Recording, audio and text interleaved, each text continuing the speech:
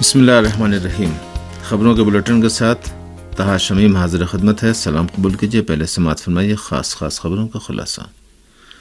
پاکستان کی قومی سلامتی کمیٹی نے کنفرم کر دیا ہے کہ سازش کی گئی اور امریکی مراسلہ اصلی ہے۔ سابق وزیر اعظم عمران خان کی پریس کانفرنس۔ اسلام آباد میں ہمارے نمائندے سے فلسطین فاؤنڈیشن آف پاکستان کے اراکین کی گفتگو، عالمی یوم قدس کی اہمیت پر زور۔ مختلف فلسطینی علاقوں میں صہیونی فوجوں کے حملے اور جھڑپیں، درجنوں فلسطینی اور کم سے کم ایک صہیونی کے زخمی ہونے کی خبر۔ اور اب پیش خبریں تفصیل سے۔ پاکستان تحریک انصاف کے چیئرمین اور سابق وزیر اعظم عمران خان نے چیف الیکشن کمشنر سے مستعفی ہونے کا مطالبہ کرتے ہوئے کہا کہ قومی سلامتی کمیٹی نے کنفرم کر دیا ہے کہ امریکی مراسلہ اصلی ہے۔ سابق وزیر اعظم عمران خان نے اسلام آباد میں ایک پریس کانفرنس میں دعویٰ کیا ہے کہ قومی سلامتی کے اجلاس میں بقول ان کے واضح ہو گیا کہ مداخلت اور سازش کی گئی جو ثابت ہو گئی۔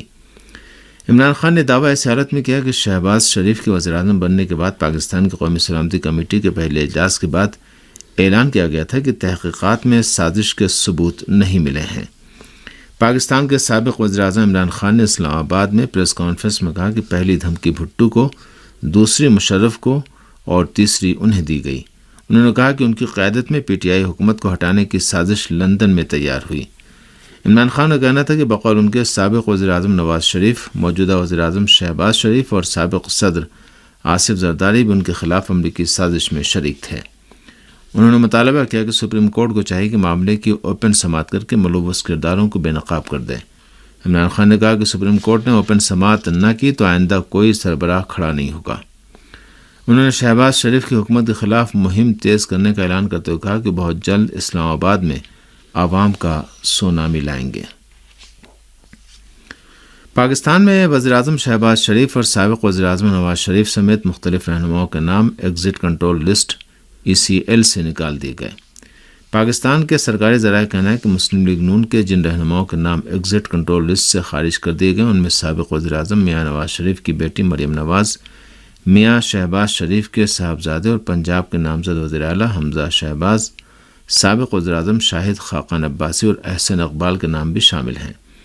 پاکستان کے سرکاری ذرائع کے مطابق نئی پالیسی کے تحت ایگزٹ کنٹرول لسٹ سے نام خارج کرنے کا سلسلہ چند روز تک جاری رہے گا۔ واضح ہے گزشتہ حکومت کی جانب سے مسلم لیگ نون کے صدر شہباز شریف، سابق وزیر اعظم شاہد خاقان عباسی اور احسن اقبال کے نام ECL میں ڈالے گئے تھے۔ دوسری طرف پاکستان پیپلز پارٹی کے چیئرمین بلاول بھٹو زرداری لندن میں نواز شریف سے ملاقاتوں کے بعد وطن واپس روانہ ہو گئے۔ وزیر اعظم شہباز شریف کے مشیر قمر زمان قائرہ نے کہا ہے کہ بلاول بھٹو زرداری 1-2 روز میں وزیر خارجہ کا حلف اٹھا لیں گے۔ ہندوستانی دارالحکومت دہلی کی صوبائی حکومت نے ایک بار پھر پبلک مقامات پر ماسک کا استعمال لازمی قرار دے دیا ہے۔ دہلی کی صوبائی حکومت کی وزارت صحت نے اعلان کیا کہ پبلک مقامات پر ماسک کا استعمال نہ کرنے والوں پر 500 روپے جرمانہ کیا جائے گا، تاہم ذاتی گاڑیوں میں ماسک لگانا ضروری نہیں۔ ہندوستان کے دارالحکومت دہلی میں ماسک کے استعمال کو پھر سے لازمی قرار دینے کی وجہ اس شہر میں کورونا میں مبتلا ہونے والوں کی تعداد میں اضافہ بتایا گیا ہے۔ ہمارے نمائندے کی رپورٹ کے مطابق گزشتہ 24 گھنٹے میں 1000 سے زیادہ افراد کے کورونا ٹیسٹ مثبت آئے ہیں، جبکہ 3 ہفتے پہلے تک کورونا میں مبتلا ہونے والوں کی تعداد 100 سے بھی کم تھی۔ دنیا بھر کے مسلم رہنماؤں، سیاستدانوں اور علماء کرام نے عالمی یوم القدس کو اتحاد، استقامت اور بیت المقدس کے تحفظ کا دن قرار دیتے ہوئے اسے شایان شان طریقے سے منانے کی اپیل کی ہے۔ ہمارے نمائندے کے مطابق متعدد پاکستانی رہنماؤں نے عالمی یوم القدس کو سرزمین فلسطین اور قبلہ اول بیت المقدس کی آزادی کے لیے بھرپور طریقے سے آواز بلند کرنے کا دن قرار دیا ہے۔ ان رہنماؤں نے امام خمینی رحمۃ اللہ علیہ کی جانب سے جمعۃ الوداع کو عالمی یوم القدس قرار دیے جانے کو آپ کی بصیرت اور دور اندیشی کا ثبوت قرار دیتے ہوئے عالمی یوم القدس کے مظاہروں میں بھرپور طریقے سے حصہ لینے کی اپیل کی ہے۔ اسی سلسلے میں پاکستان کے وفاقی دارالحکومت اسلام آباد میں منعقدہ قدس کانفرنس کے موقع پر ہمارے نمائندے سے گفتگو کرتے ہوئے پاکستان کے ممتاز اسکالر اور فلسطینی فاؤنڈیشن آف پاکستان کے رکن ناصر شیرازی نے کہا کہ صہیونی حکومت اور اس کی سرپرستی کرنے والی مغربی طاقتوں کی پوری کوشش ہے کہ مسئلہ فلسطین پس پشت چلا جائے۔ انہوں نے یوم القدس کی اہمیت پر روشنی ڈالتے ہوئے کہا کہ یہ دن فلسطینی عوام کو بھی ایک پیغام دیتا ہے کہ دنیا ان کے ساتھ ہے، دنیا کے عوام ان کے ساتھ ہیں، اور غاصب صہیونیوں کو بھی یہ دن ایک پیغام دیتا ہے، اور وہ پیغام یہ ہے کہ ظلم سے حکومت قائم تو کی جا سکتی ہے لیکن باقی نہیں رہ سکتی۔ اس موقع پر فلسطین فاؤنڈیشن پاکستان کے مرکزی رہنما صابر ابو مریم نے ہمارے نمائندے سے گفتگو کرتے ہوئے کہا کہ پاکستان پر بھی عرب دنیا کی طرح یہ دباؤ ہے کہ وہ بھی پٹھو عرب حکومتوں کی طرح اسرائیل کو تسلیم کر لیں۔ انہوں نے کہا کہ ہم کسی کو بھی یہ حق نہیں دیں گے کہ وہ ہم پر اسرائیل کو تسلیم کرنے کے لیے دباؤ ڈالے۔ انہوں نے کہا کہ ہم اس دباؤ کو مسترد کرتے ہیں۔ حماس کے رہنما اسماعیل رضوان نے بھی اپنے خصوصی انٹرویو میں کہا ہے کہ عالمی یوم قدس نے مسئلہ فلسطین کو آج تک زندہ رکھا ہے۔ انہوں نے مسئلہ فلسطین کے بارے میں ایرانی عوام اور ایرانی قیادت کے موقف کی قدردانی کرتے ہوئے کہا کہ امام خمینی رحمۃ اللہ علیہ نے جمعۃ الوداع کو عالمی یوم القدس قرار دے کر آنے والی نسلوں کے لیے بیت المقدس اور مسجد الاقصیٰ کی اہمیت کو اجاگر کر دیا ہے۔ حماس کے رہنما نے کہا کہ بیت المقدس فلسطینیوں کی ڈیڈ لائن ہے اور وہ اس سرزمین کے فلسطینی عرب اور اسلامی تشخص کی خاطر جان دینے سے بھی گریز نہیں کریں گے۔ واضح ہے کہ اسلامی جمہوریہ ایران کے بانی حضرت امام خمینی رحمۃ اللہ علیہ نے مسئلہ فلسطین کو زندہ رکھنے، فلسطینیوں کی حمایت اور مسلم امہ کے درمیان بیت المقدس کی آزادی کا جذبہ بیدار کرنے کی غرض سے ماہ رمضان کے آخری جمعہ جمعۃ الوداع کو عالمی یوم القدس قرار دیا تھا۔ اس کے بعد سے ہر سال اس دن دنیا بھر میں عالمی یوم القدس منایا جاتا ہے۔ آئندہ جمعہ 29 اپریل کو عالمی یوم قدس ہے۔ اسلامی جمہوریہ ایران سمیت بہت سے ملکوں میں کورونا کی وبا کی وجہ سے 2 سال تک عالمی یوم القدس کے جلوس برآمد نہیں ہوئے تھے، لیکن پوری دنیا میں آن لائن کانفرنسیں اور بعض جگہوں پر کورونا سے متعلق طبی ہدایت پر عمل کرتے ہوئے محدود پیمانے پر اجتماعات ہوئے تھے، لیکن اس سال اسلامی جمہوریہ ایران اور دنیا کے بہت سے ملکوں میں عالمی یوم القدس کے جلوس شایع نشان طریقے سے نکالے جائیں گے۔ مغربی کنارے شہر الخلیل میں ایک صہیونی فوجی کے زخمی ہونے کی خبر ہے۔ فلسطینی ذرائع کے مطابق ایک نامعلوم گاڑی نے اتوار کی صبح معاون ٹاؤن میں ایک صہیونی فوجی کو کچل ڈالا، جس کے نتیجے میں وہ شدید زخمی ہو گیا۔ صہیونی فوج نے بھی اس خبر کی تصدیق کرتے ہوئے دعویٰ کیا کہ مذکورہ اسرائیلی فوجی ٹریفک کے ایک حادثے میں زخمی ہوا ہے اور اس کی حالت تشویشناک ہے۔ دوسری جانب اطلاعات ہیں کہ صہیونی فوجوں نے بیت لحم میں فلسطینیوں کے گھروں پر حملے کیے ہیں۔ اسرائیلی فوجوں نے فلسطینیوں کے گھروں پر آنسو گیس کے گولے پھینکے اور صوتی بموں کا آزادانہ استعمال کیا۔ عینی شاہدین کے مطابق اسرائیلی فوج کے بے رحمانہ حملوں میں درجنوں فلسطینی زخمی ہوئے ہیں۔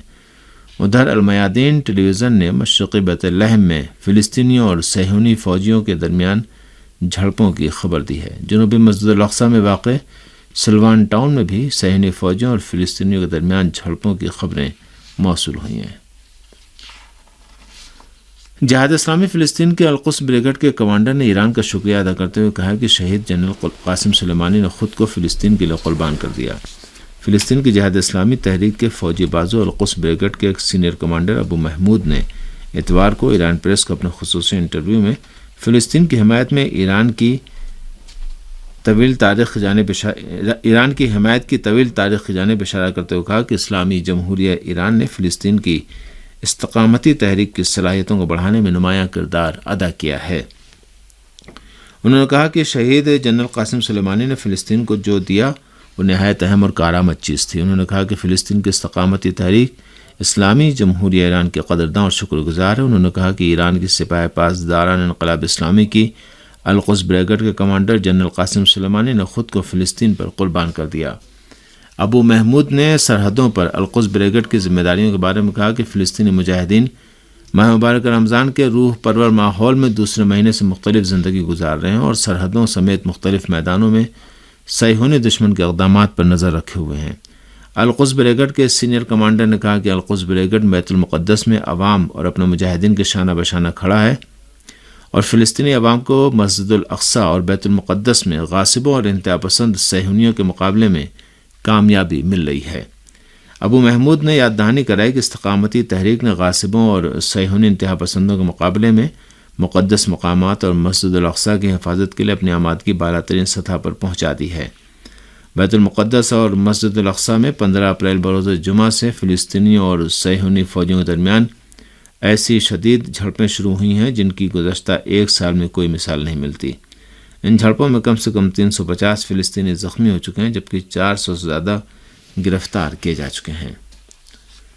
بحرینی عزاداروں نے امیر المومنین حضرت علی علیہ السلام کے یوم شہادت کے موقع پر غاصب صہیونی حکومت کا جھنڈا پیروں تلے رون ڈالا۔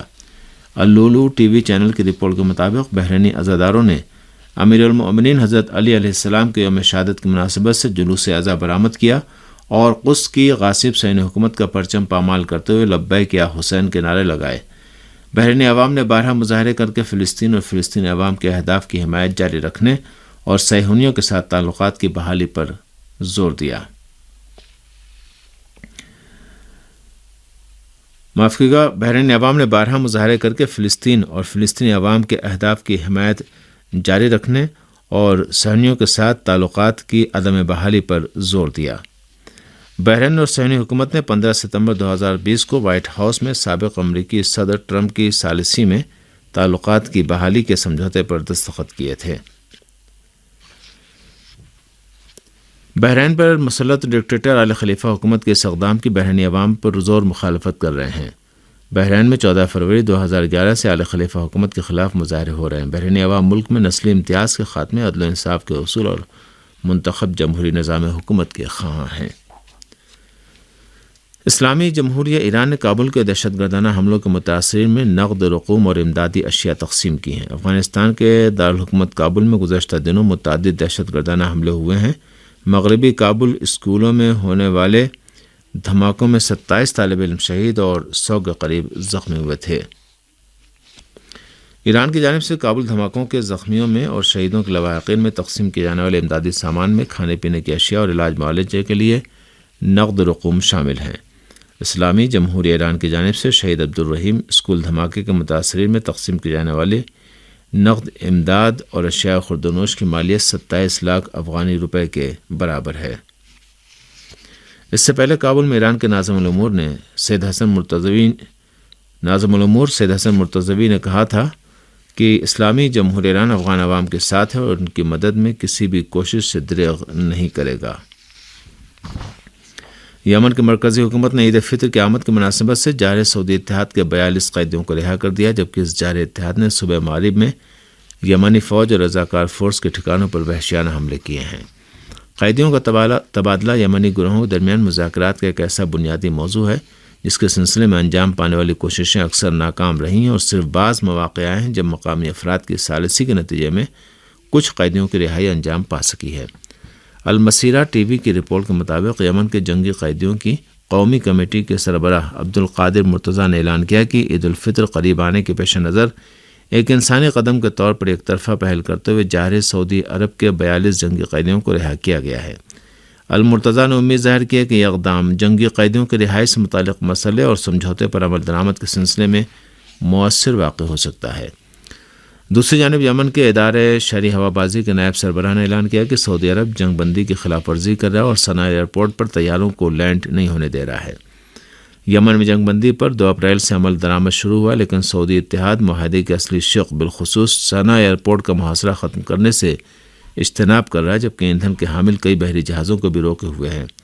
سبا نیوز ایجنسی کی رپورٹ کے مطابق یمن کے شہری ہوابازی کے ادارے کے نائب سربراہ طالب جبل نے کہا کہ جارح سعودی اتحاد میں شامل ممالک نے یمنی ہوائی کمپنیوں کے طیاروں کو انٹرنیشنل صنعاء ایئرپورٹ پر اترنے کا اجازت نامہ جاری نہیں کیا۔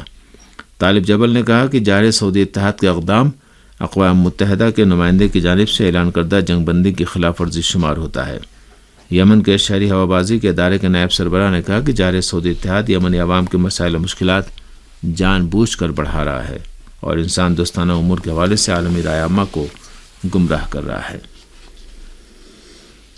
روس نے کہا ہے کہ امریکہ ممکنہ طور پر خلا میں عام تباہی پھیلانے والے ہتھیار منتقل کر رہا ہے۔ روسی خلائی ایجنسی کے سربراہ دمیتری روگوزین نے اپنے ایک انٹرویو میں کہا کہ امریکہ انتہائی جدید ترین خلائی ڈرون X-37 کے ذریعے عام تباہی پھیلانے والے ہتھیار خلا میں بھیج رہا ہے۔ انہوں نے کہا کہ خلا سے کیے جانے والے حملے انتہائی خطرناک اور تباہ کن ثابت ہوں گے۔ قابل ذکر ہے کہ X-37 قسم کے خلائی ڈرون پہلی بار سن 2010 میں اٹلانٹک 5 نامی راکٹ کے ذریعے خلا میں روانہ کیا گیا تھا۔